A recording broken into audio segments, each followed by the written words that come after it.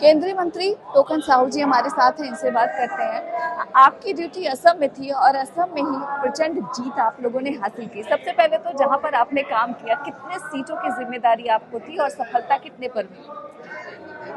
असम पर ऐतिहासिक जीत भारतीय जनता पार्टी को मिल रही है।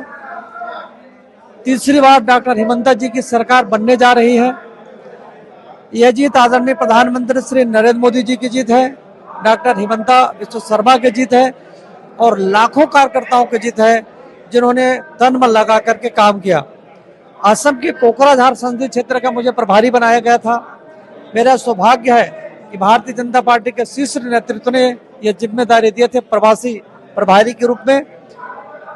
कोकराझार संसदीय क्षेत्र में 9 विधानसभा आते हैं, जिनमें से 8 विधानसभा को अपने प्रचंड मतों से हमने जीता है। सिर्फ एक विधानसभा पर्वत झोरा पर अभी ऊपर नीचे हम लोग चल रहे हैं। अभी भी उम्मीद है कि हम उसे जीत सकते हैं।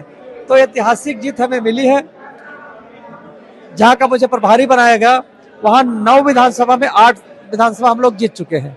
बिल्कुल। इसके अलावा बात करते हैं पश्चिम बंगाल की, जहां पर बीजेपी को ऐतिहासिक जीत हासिल हुई। देखिए, पश्चिम बंगाल में भारतीय जनता पार्टी ने इतिहास रचा है। आदरणीय पूर्व प्रधानमंत्री भारत रत्न श्रद्धेय अटल बिहारी वाजपेयी जी कहते थे, अंधेरा छटेगा कमल खिलेगा। तो आज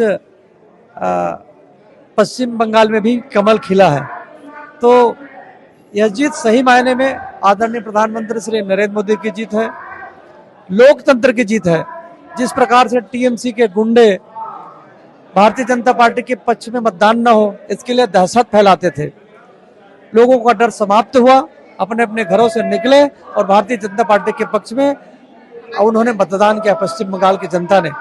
अब टीएमसी की गुंडागर्दी समाप्त हो गई है, दहशतगर्दी समाप्त हो गई है और एक नया सूर्योदय पश्चिम बंगाल में होने जा रहा है। एक आखिरी सवाल, अगर केरल की बात करें तो देखा जाए तो किसी जमाने में वामपंथियों का गढ़ माना जाता था, लेकिन जनता ने उखाड़ फेंका। इसके अलावा तमिलनाडु में भी सत्ता परिवर्तन हो गया। उम्मीद किसी ने नहीं किया था कि एक एक्टर की पार्टी को इतनी बड़ी जीत मिलेगी, लेकिन वो सत्ता में आते हुए दिख रहे हैं। बात करती हूँ पश्चिम बंगाल की, क्या आपको लगता है कि एक तरफ लेफ्ट को बाहर निकालना और दूसरी ओर जो वादा बीजेपी ने पश्चिम बंगाल या फिर अन्य राज्यों की जनता से किया था वो अब पूरा होगा? ये मोदी की गारंटी है, भारतीय जनता पार्टी की घोषणा पत्र यानी मोदी की गारंटी। हमने अपने घोषणा पत्र में जो जो कहा है उसे पहले दिन से ही मुख्यमंत्री बनने के बाद हमारी सरकार उस पर काम करेगी और एक एक करके मोदी की गारंटी को हम लोग पूरा करेंगे। भारतीय जनता पार्टी जो कहती है वो करती भी है, सबका साथ सबका विकास। तो भारतीय जनता पार्टी इसी मंत्र के साथ काम करेगी। रही बात वामपंथियों की, तो पूरे देश भर में वामपंथियों को देश की जनता ने नकार दिया है। तो सुन रहे थे आप टोकन साहू जी को, जिन्होंने कहा कि मोदी की गारंटी है और पूरी जरूर होगी। अब देखना महत्वपूर्ण होगा कि जनता ने अपना बहुमत तो दे दिया है, अब बीजेपी की सरकार काम किस तरह से करती है। दिल्ली से इंडिया पोस्ट न्यूज के लिए ममता चतुर्वेदी।